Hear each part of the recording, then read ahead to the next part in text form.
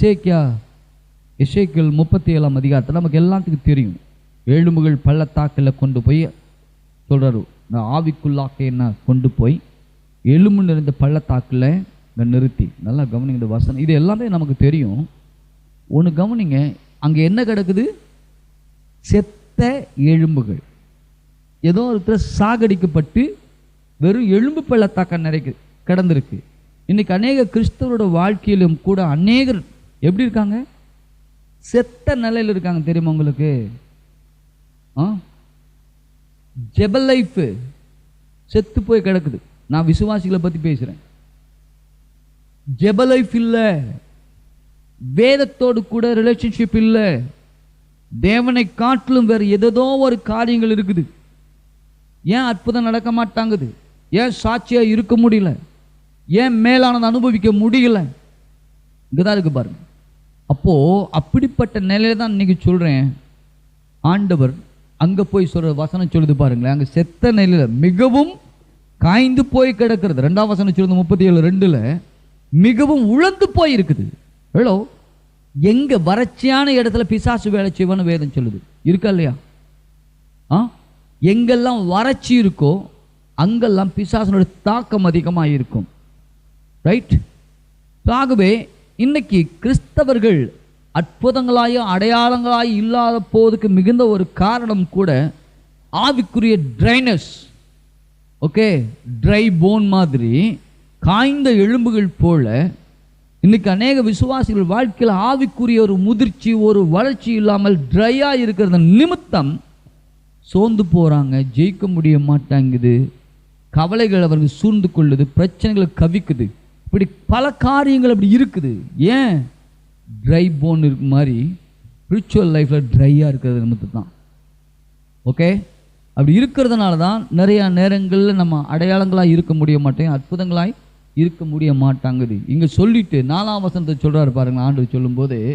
Okay, இப்போ என்ன செய்யும்? உழந்த எலும்புகளே கர்த்தருடைய வார்த்தையை கேளுங்கள். ஹலோ, நீங்கள் கால் உண்டு நிற்கணுமா?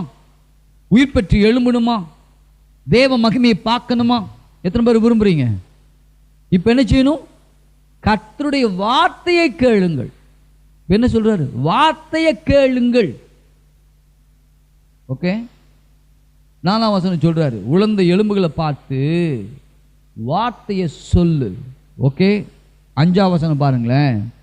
5 சொல்லுது, அடுத்தது இப்ப வார்த்தையை அனுப்பிட்டு ஆவியை பிரவேசிக்க பண்ணுவேன், அப்பொழுது அவைகள் எல்லாம் உயிரடையும்.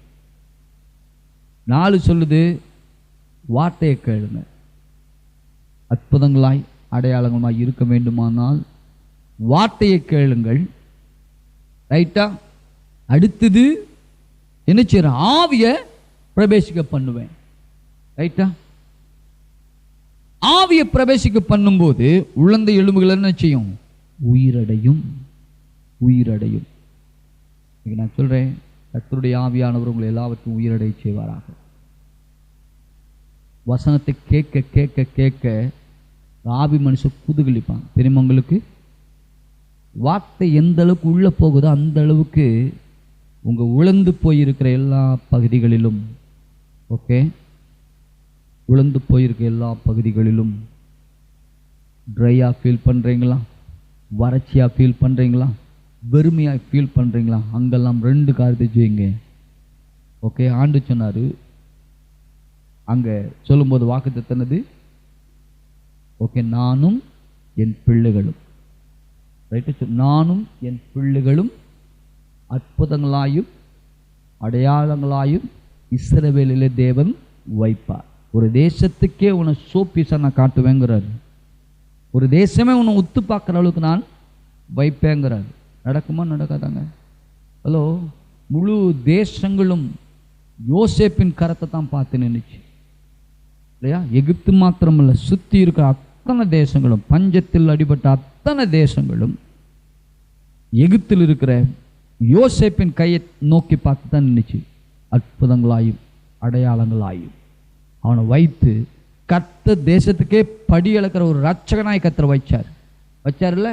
இப்படித்தாங்க தேவன் ஒருவனை உயர்த்தினார் என்று சொன்னால் இப்படிப்பட்ட உயர்வும் மேன்மையும் நிச்சயம் நடக்கும் இயேசுவின் நாமத்தினால்.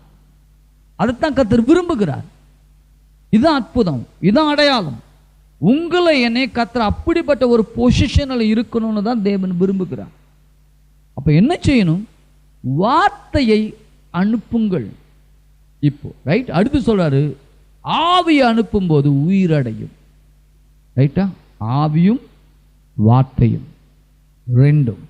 ஓகே, அப்படி இருக்கும்போது அங்கே கண்டிப்பாய் அற்புதம் நடக்கும், மாற்றங்கள் ஏற்படும். ஆமென்.